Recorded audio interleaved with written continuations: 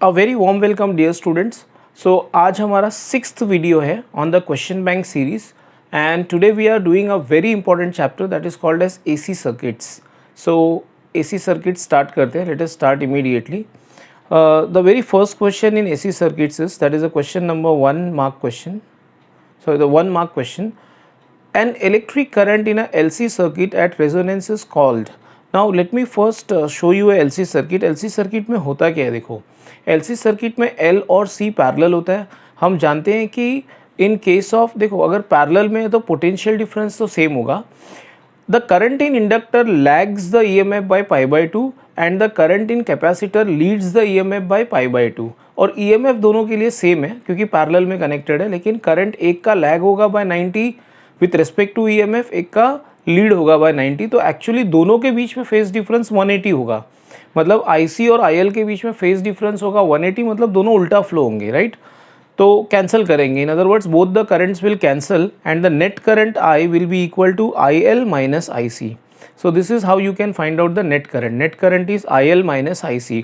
अब रेजोनेंस पे क्या होता है, रेजोनेंस पे XC और XL इक्वल हो जाते हैं, तो IC और IL भी इक्वल हो जाते हैं बिकॉज अपोजिशंस दोनों के इक्वल हो जाएंगे तो करंट्स भी इक्वल हो जाते हैं।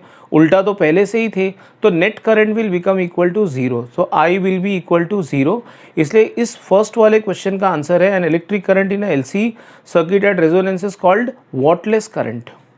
Wattless current, right, wattless current. Next, तो अगर करंट जीरो हो गया तो पावर कंज्यूम्ड भी जीरो होगा। Power is equal to I square R. I zero तो P जीरो, इसलिए इस करंट को वॉटलेस करंट बोलते हैं। In a series LCR circuit at resonance the applied EMF and current are. देखो what is the formula for phase difference between EMF and current. तो उसके लिए एक फॉर्मूला है tan phi is equal to XL minus XC by R। tan phi is equal to XL minus XC by R। That is, this is the formula for finding phase difference. यहाँ पे phi को phase difference बोलते हैं। तो इस तरह से हम फेज डिफरेंस निकाल सकते हैं between the current and the EMF। अब रेजोनेंस में क्या होता है कि XL और XC इक्वल हो जाएंगे, और अगर XL और XC इक्वल हो जाएंगे तो tan phi न्यूमरेटर जीरो हो जाएगा, तो tan phi will be equal to 0, और अगर tan phi जीरो तो phi भी जीरो हो जाएगा। ठीक है, तो फेज डिफरेंस जीरो हो जाता है।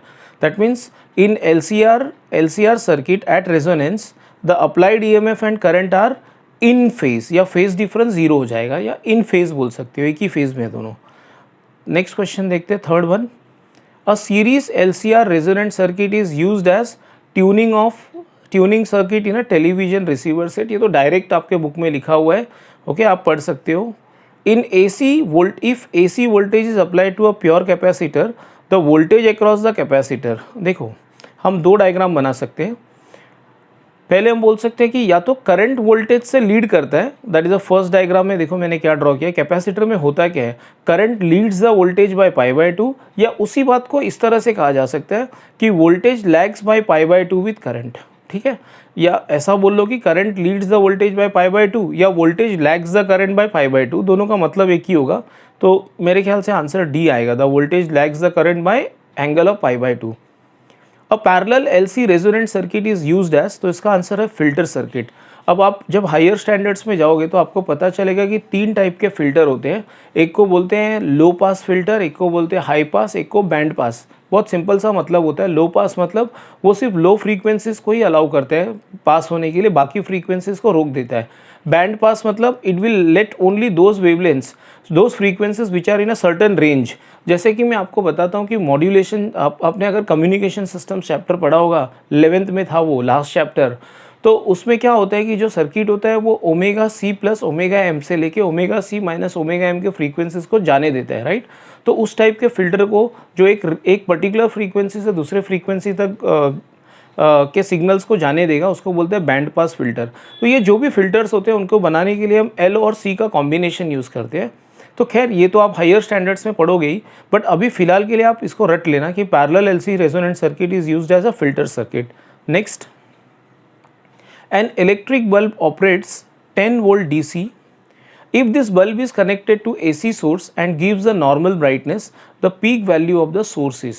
ठीक है, मतलब होता क्या है, देखो कि अगर हमने बल्ब को AC सोर्स कनेक्ट कर लिया, एक बल्ब है जिसको हमने AC वोल्टेज दे दिया, तो उसकी ब्राइटनेस उतनी ही थी जो 10 वोल्ट DC लगाने के बाद मिलती है, राइट। दैट मीन्स मैं लिख सकता हूँ यहाँ पे सी, when AC voltage is connected the heat generated या brightness, of course brightness in the bulb is same as that produced by 10 volt DC. ठीक है, तो देखो you should know the definition of RMS value. RMS current या RMS voltage is that current or that voltage, okay, it is equivalent to that voltage which that DC voltage which produces the same heat as that of the AC voltage. मतलब क्या हो रहा है कि AC voltage connect करने के बाद उतना ही हीट जनरेट हो रहा है जितना 10 वोल्ट DC कनेक्ट करने के बाद होता। तो ये 10 वोल्ट DC जो है इस AC वोल्टेज का RMS वैल्यू है बाय डेफिनेशन, राइट। तो मैं लिख देता हूँ यहाँ पे कि ये जो 10 वोल्ट है वो RMS value of AC voltage है।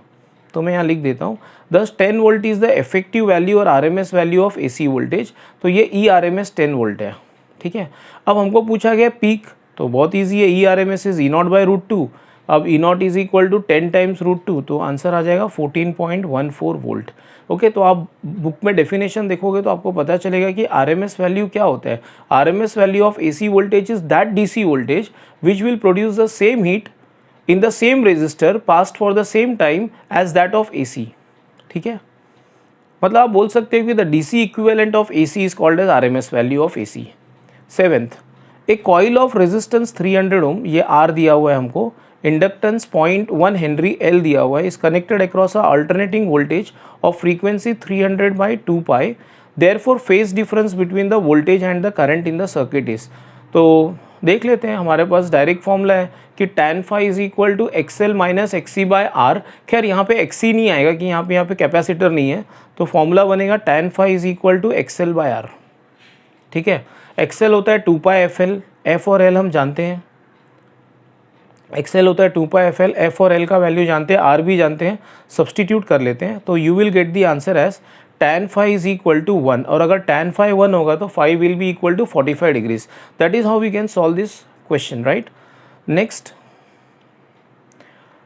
Very short answer, 1 mark each. पहले तो मैं डेफिनेशन लिख देता हूँ, आप देख लेना डेफिनेशन, ठीक है।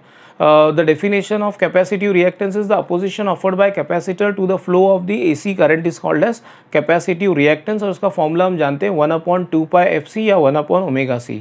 ये सम देख लेते हैं। चार्ज्ड 10 माइक्रोफैरड कैपेसिटर, मतलब C दिया हुआ है, is connected to 81 milli henry inductor, मतलब L दिया हुआ है। What is the angular frequency of free oscillations, मतलब ओमेगा पूछा हुआ है, ठीक है। तो काफ़ी इजी है, पहले तो मैं डेटा लिख लेता हूँ। एंगुलर फ्रीक्वेंसी का डायरेक्ट फॉर्मूला है 1/√LC, ओके, 1/√LC। L पता है, C पता है, आप सब्सटीट्यूट कर लो, सॉल्व कर लो, आपको 101% आंसर आ जाएगा। सो this is how you get the answer. देखो परफेक्ट स्क्वायर भी आ रहा है, राइट, तो इसमें लॉग कैलकुलेशंस भी नहीं है, direct answer. Next, state the equation for impedance in an AC circuit. Equation क्या होता है इम्पीडेंस का, Z is equal to √R² plus XL minus XC the whole square, right.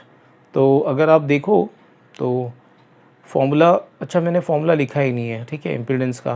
तो आप याद रखना इम्पीडेंस का फॉर्मूला होता है Z is equal to √R² plus XL minus XC the whole square. अच्छा, fourth, in LCR series circuit what is the condition for resonance. हम जानते हैं कि करंट रेजोनेंस होने के लिए, करंट मैक्सिमम होने के लिए LCR सीरीज सर्किट में XL should be equal to XC, मतलब the impedance for the condition for resonance is inductive reactance XL जिसका फॉर्मूला है ω/L should be equal to capacitive reactance XC जिसका formula है 1/ωc, correct. तो आगे बढ़ते हैं। State any one characteristic of parallel LC resonance circuit. अब एक मैंने ना बहुत सारे प्रॉपर्टीज़ लिख लिया, अब इसमें से कोई भी एक लिख लेना, राइट। सो ये प्रॉपर्टीज़ है, गवर्नमेंट बुक में दिए हुए हैं, तो इसमें से कोई भी एक आप लिख लेना, आपका काम हो जाएगा। What is the relation between average current and RMS current over half cycle. देखो हाफ साइकिल में एवरेज करंट क्या होता है, 2I0/π, right. So I will just solve it. Average current होता है 2I0/π और RMS करंट क्या होता है I0/√2। बस आप दोनों को डिवाइड कर लो, I0 कैंसिल हो जाए और आपको आंसर आएगा I average is equal to 2√2/π into IRMS, ठीक है। This is the relation between the two. Seventh sum, if the peak value of alternating EMF, मतलब ये E0 दिया हुआ है, what is the mean value. Mean value मतलब वही average value निकालना है। हम जानते हैं formula E average is equal to 2E0/π, E average is equal to 2E0/π।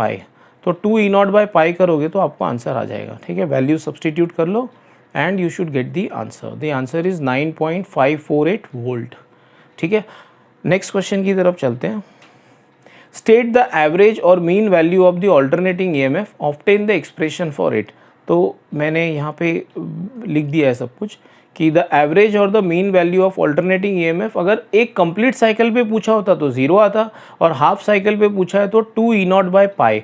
अब उसके लिए एक्सप्रेशन भी निकालना है, तो देखो मैंने ये यहाँ पे लिख दिया है कि हम जानते हैं कि जनरल इक्वेशन क्या होता है ईएमएफ का, E not sine theta, E not sine theta होता है जनरल एक्सप्रेशन, राइट। तो अगर एवरेज निकालना है इसका फॉर एग्जांपल, तो खाली साइन थीटा का तो एवरेज निकालना है, और अगर आप साइन थीटा का एवरेज निकालोगे तो 2 बाय पाई आएगा या 0.637 आएगा। तो इस तरह से हमको आंसर मिल जाएगा, ठीक है। तो आप देख लेना ये। Explain the term impedance and state the formula for it in case of LCR series circuit. तो इम्पीडेंस क्या होता है और उसकी फॉर्मूला चाहिए हमको। So the effective opposition offered by inductor, capacitor and resistor connected in series to the flow of AC current, जो तीनों मिलके एसी करंट को अपोज करते हैं उसको हम बोलते हैं इम्पीडेंस। तीनों या एटलीस्ट मतलब रेजिस्टर के साथ कैपेसिटर तो होना ही चाहिए, या रेजिस्टर और इंडक्टर होना चाहिए। इन अदर वर्ड्स रेजिस्टर और रिएक्टेंस दोनों होना चाहिए। अगर दोनों होंगे तो हम वो अपोजिशन को इम्पीडेंस बोलते हैं। फॉर्मूला तो आप लोग जानते ही हो, Z is equal to root of R square plus XL minus XC the whole square. State any two properties of series LCR AC resonance circuit. तो ठीक है, तो ये सीरीज रेजोनेंस सर्किट के कोई भी 2 कैरेक्टरिस्टिक पूछे, मैंने 4 लिखे, आप कोई भी 2 लिख लेना एग्जाम में। In LCR series circuit what is impedance, reactance at resonance. देखो इम्पीडेंस का फॉर्मूला होता है Z इज इक्वल टू ये formula root of R square plus XL minus XC the whole square. Resonance पे एक्सएल और XC equal हो जाएंगे तो Z will be equal to R, ठीक है। और रिएक्टेंस तो 0 हो जाएगा ना, ये जो पार्ट है ना, ये पार्ट, इसको बोलते हैं रिएक्टेंस। अब एक्सएल एक्सी इक्वल हो गए तो रिएक्टेंस 0 हो जाएगा। तो देखो at resonance impedance Z is equal to R और reactance is equal to 0। Next question, question number 5। A series LCR circuit has resistance of 10 ohm, तो ये कैपिटल R दिया हुआ है, एंड रिएक्टेंस इज 7√2। अब रिएक्टेंस मतलब मैं उसको X लिख रहा हूँ, ठीक है। अब X मतलब एक्सएल माइनस एक्सी हो सकता है, एक्सएल माइनस एक्सी को ही रिएक्टेंस बोलते हैं। तो ये X दिया हुआ है। What is the impedance of the circuit, मतलब Z पूछा हुआ है। So we have a direct formula Z, पहले डेटा लिख लेते हैं। डायरेक्ट फॉर्मूला है Z is equal to root of R square plus XL minus XC the whole square. अब एक्सएल माइनस एक्सी तो X है, तो मैं इसको सब्सटीट्यूट कर लेता हूँ, and when I substitute I think the answer is root of 198, और रूट ऑफ 198 14.07 आएगा, ठीक है। So this is the final answer. A coil of resistance 10 ohm, that is capital R, inductance 100 millihenry, that is L, and a capacitor of variable capacitance are connected across 20 volt. अब ये जब बोला नहीं जाए 20 volt लिखा है सिर्फ, तो उसका मतलब आपको मानना पड़ेगा कि वो RMS वैल्यू है। सो अनलेस और otherwise mentioned, you to always remember that the given values are RMS values. RMS values के नाम और भी कुछ हैं।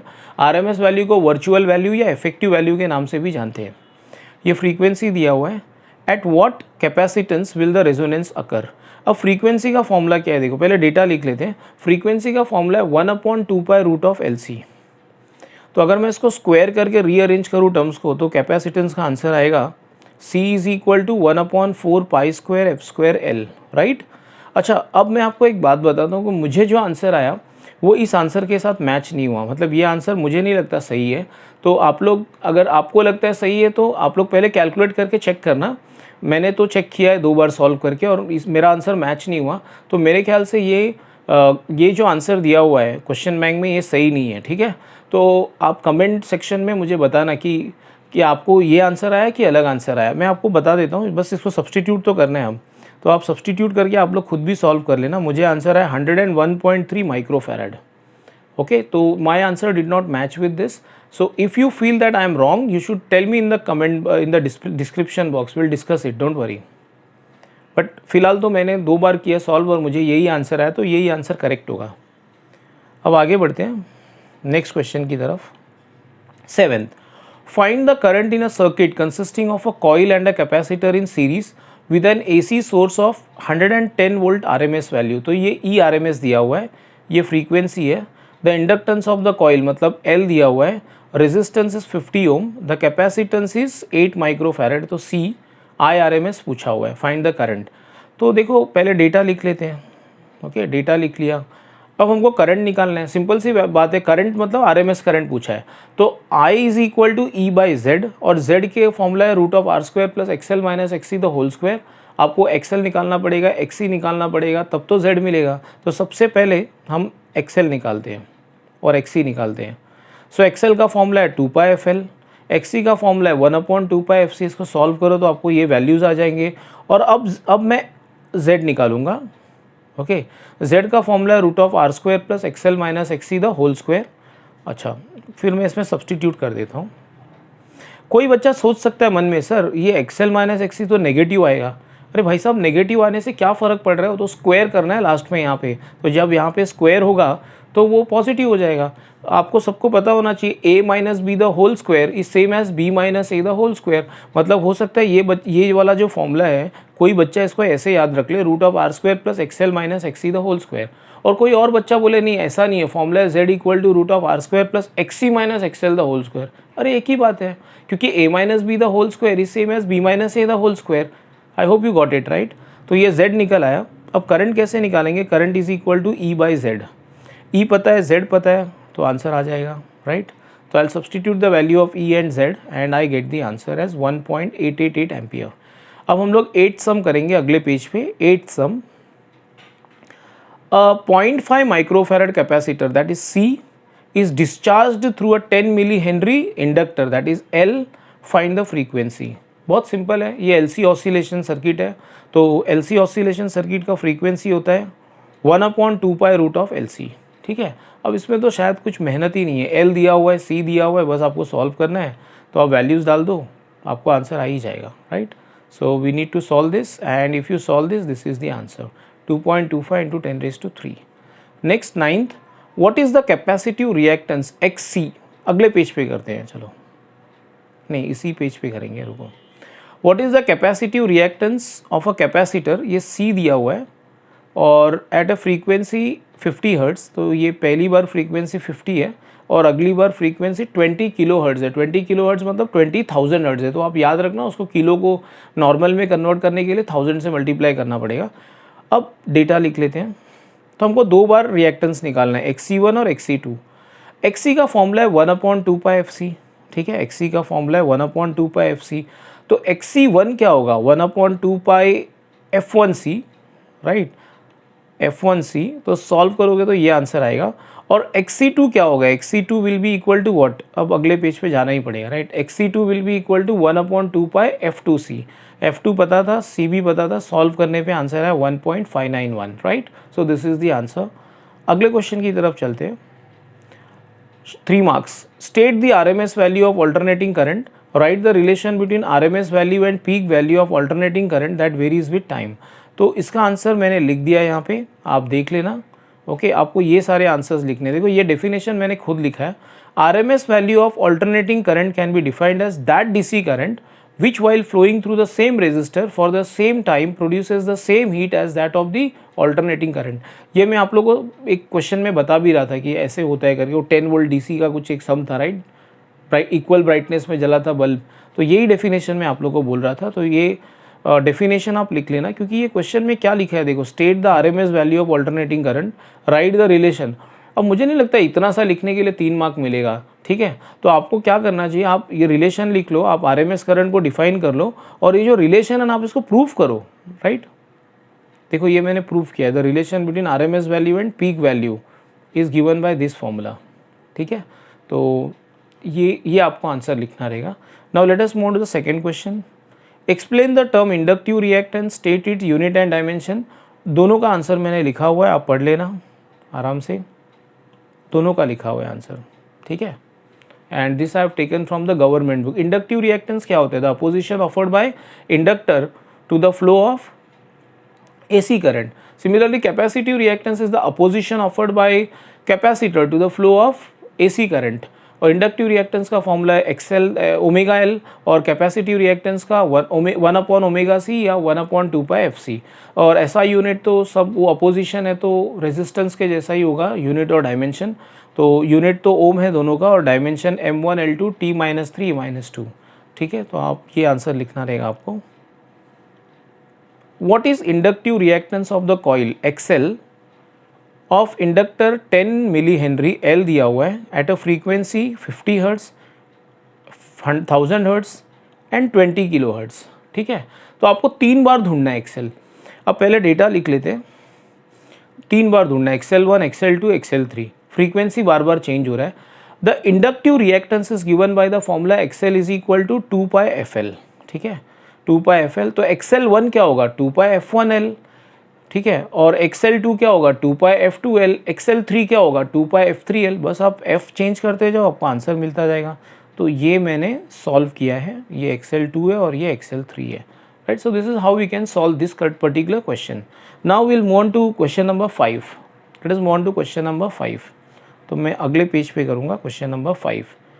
N alternating EMF 230 volt, of course ये RMS वैल्यू है, frequency 50 hertz, is connected across a pure resistor 50 ohms. Find the current equation for instantaneous values of current and voltage। ठीक है, पहले तो करंट डायरेक्टली मिल जाएगा क्योंकि अब इसमें ना तो कैपेसिटर है ना तो इंडक्टर है, तो current will be simply equal to what E by R। तो करंट पहले निकाल लेते हैं, E तो हम जानते हैं, पहले डेटा लिख लेते हैं। Current is equal to E by R, तो डायरेक्ट करंट मिल जाएगा। So you get the current value E by R, E पता है, R पता है, तो करंट मिलेगा 4.6 एम्पियर। ठीक है, अब हम इंस्टेंटेनियस करंट निकालते हैं। देखो इंस्टेंटेनियस करंट का फॉर्मूला क्या है, instantaneous current is I not sine omega T. Instantaneous current is I not sine omega T. I not is nothing but √2 times of IRMS। ये जो मैंने फाइंड आउट किया 4.6 एम्पियर, ये RMS करंट है। ठीक है, तो I नॉट के जगह पे मैं लिख सकता हूँ √2 IRMS। IRMS में जानता हूँ 4.6 और √2 की वैल्यू में जानता हूँ 1.414, और F भी ओमेगा को 2 पाई F लिख सकते हैं। सब सब्सटीट्यूट कर लो, आपको आंसर मिल जाएगा। This is the answer. So ये हमारा इंस्टेंटेनियस करंट का इक्वेशन है, 6.504 साइन 100 पाई टी। अब इंस्टेंटेनियस EMF भी निकालते हैं। इंस्टेंटेनियस EMF भी इसी तरह निकाला जाएगा, E equal to E naught sine omega t. याद रखना यहाँ पे ओमेगा टी, तो करंट में भी ओमेगा टी है, because in a pure resistor current and EMF are in the same phase. आपको कब सोचना पड़ता प्लस π/2 लिखूँ कि माइनस π/2 लिखूँ कि प्लस 5 लिखूँ, जब इंडक्टर कैपेसिटर भी होते तब। अब यहाँ पे क्या होता है, EMF and current both are in the same phase because it is a pure resistor, right. तो E नॉट को हम लिखेंगे √2 ERMS, ओके, और ओमेगा को एज यूजुअल 2 पाई FT लिख देंगे। तो ERMS में जानता हूँ, देखो ERMS 230 वोल्ट है, तो मैं सब्सटीट्यूट कर लेता हूँ और मुझे फाइनल आंसर मिल जाएगा। This is the final answer, correct. अब हम लोग 6th सम सॉल्व करेंगे। 6th sum number 6। A radio can tune over the frequency range of the portion of medium wave broadcast band 8000 kilo hertz to 12000 kilo hertz. तो ये F1 होगा और ये F2 होगा। फ्रीक्वेंसी का रेंज दिया है, minimum maximum frequency. If its LC circuit has an effective inductance of 200 milli henry, मतलब ये L दिया हुआ है, what must be the range of the variable condenser. ठीक है, अब डेटा लिख लेते हैं। डेटा लिख लिया, F1 दिया हुआ था, F2 दिया हुआ था, ठीक है। और एक मिनट, हाँ,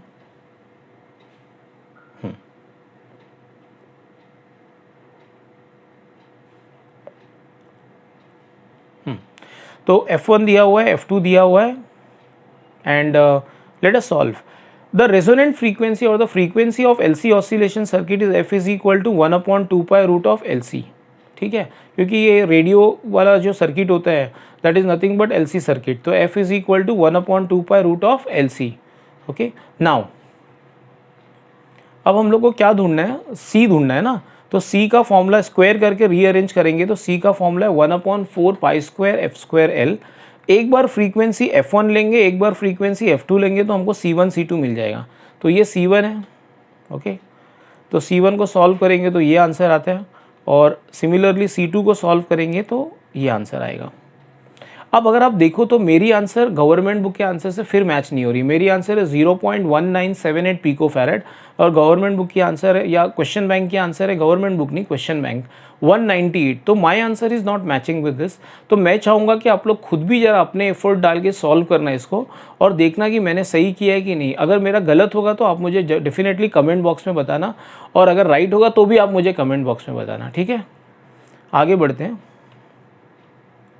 तो रेंज मिल गया, रेंज है कैपेसिटेंस का 0.088 से लेके 0.1978 पिकोफैरेड तक। अब आगे बढ़ते हैं next. Obtain an expression for applied EMF and effective resistance of the circuit when alternating EMF is applied to LR circuit. अब प्रॉब्लम ये है कि ये गवर्नमेंट बुक में है ही नहीं एलआर सर्किट, तो मैंने लिख दिया है सब कुछ। देखो पहले एक एलआर सर्किट कंसिडर कर लेते हैं। मैंने इसका आंसर लिखा है फर्स्ट क्वेश्चन का, एक एलआर सर्किट कंसिडर कर लो, ठीक है। अब इंस्टेंटेनियस करंट का इक्वेशन क्या होता है, I is equal to I not sine omega T. अब फेजर डायग्राम बना लो। फेजर डायग्राम में क्या होता है कि जो ईएमएफ, देखो करंट तो दोनों में सेम होगा ना, आर और एल में, क्योंकि दोनों सीरीज में है। बट क्या होता है कि the EMF across the resistor is in same phase with current, लेकिन जो इंडक्टर वाला ईएमएफ होता है वो 90 डिग्रीज लैग करता है। या तो आप बोलो करंट सॉरी या तो आप ऐसा बोल लो कि current in a inductor lags the EMF, या EMF in a inductor leads the current. तो मैंने सही बनाया डायग्राम, राइट। ईएमएफ, इंडक्टर वाला ईएमएफ 90 डिग्रीज लीड करेगा विथ रिस्पेक्ट टू करंट, तो कुछ ऐसा डायग्राम बनेगा। और अगर मैं एक पैरेललोग्राम बनाऊँ तो इफेक्टिव ईएमएफ आएगी ई नेट, और ई नेट करंट के साथ कितना एंगल बना रहा है, फाई, ठीक है, करंट के साथ फाई एंगल बना रहा है, राइट। तो बाय पाइथागोरस थ्योरम अब ई नेट मिल जाएगा। Bye Pythagoras theorem E net will be equal to root of ER square plus EL square.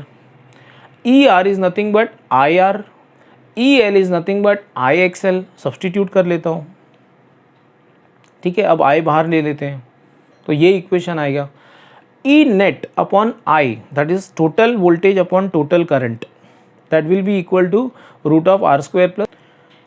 और आपको सबको पता होना चाहिए कि total voltage upon total current is opposition, total opposition, that is called as impedance. तो ये इम्पीडेंस का फॉर्मूला आ गया root of R square plus XL square. Apart from that ये फाई भी निकल जाएगा। देखो कैसे, अगर आप इस ट्राइंगल को देखो तो tan phi is equal to what, E L upon E R. tan phi is equal to E L upon E are.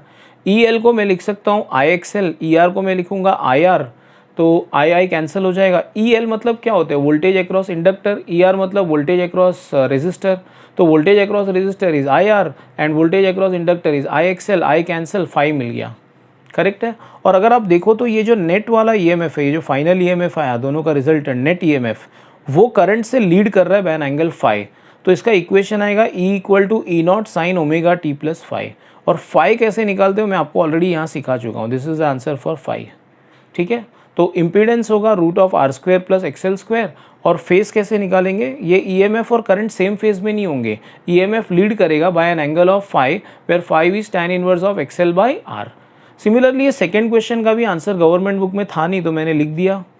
अब आरसी सर्किट कंसिडर कर लो, जैसे पहले एलआर किया था आरसी कर लो। करंट का इक्वेशन वापस वही होगा, I equal to I not sine omega T. पहले करंट को ड्रॉ कर लो, ओके। फिर आपको याद रखना है कि रेजिस्टर वाला जो वोल्टेज होगा that will be in phase with current, और कैपेसिटर वाला जो वोल्टेज होगा that will lag the current. तो डायग्राम कुछ इस तरह से बनेगा, ठीक है। अब फिर मैं एक बार पैरेललोग्राम बना लेता हूँ, और इन दोनों ईएमएफ का जो रिजल्टेंट होगा वो होगा E net by Pythagoras theorem. फिर एक बार वही होगा, E net will be equal to root of E R square plus E C square. E R होगा आई आर, ई सी होगा आई एक्स सी। सब्सटीट्यूट कर लेते हैं, राइट, आई को कॉमन ले लेते हैं। E net by I, that is E net by I is root of R square plus X C square. ये जो total voltage upon total current होता है इसी को बोलते हैं अपोजिशन या इम्पीडेंस। तो इम्पीडेंस का फॉर्मूला आ गया, ठीक है, root of R square plus X C square. अच्छा, नॉट ओनली दैट, अगर आप ध्यान से देखो तो आपको पता चलेगा कि ईएमएफ लैग हो रहा है with respect to current by an angle phi. अब वो फाई कैसे मिलेगा, trigonometry, tan phi is equal to E C upon E R. tan phi is equal to voltage across capacitor upon voltage across resistor. Voltage across capacitor is I X C और voltage across capacitor resistor is I R. I I cancel हो जाएंगे, आपको phi मिलेगा। तो finally यही हुआ कि जो हमारा वोल्टेज है वो लैग कर रहा है विथ रिस्पेक्ट टू करंट। तो इक्वेशन आएगा वोल्टेज का E equal to E not sine omega t minus phi, जहाँ पे फाई मतलब ये, ठीक है। तो इस तरह से आपको ये आंसर लिखना है। और थर्ड वाला जो क्वेश्चन था, हाँ, ये गवर्नमेंट बुक में दिया हुआ है अच्छे तरह से, तो इसको मुझे सिखाने की ज़रूरत नहीं है आप लोगों को। This is the answer, article 13.8A, 13.8 में A article on page number 301। Okay, तो ये हमारा 6th वीडियो था on the question bank. Thanks for watching the video. Do share the video with your friends, subscribe the channel and like and comment on the video.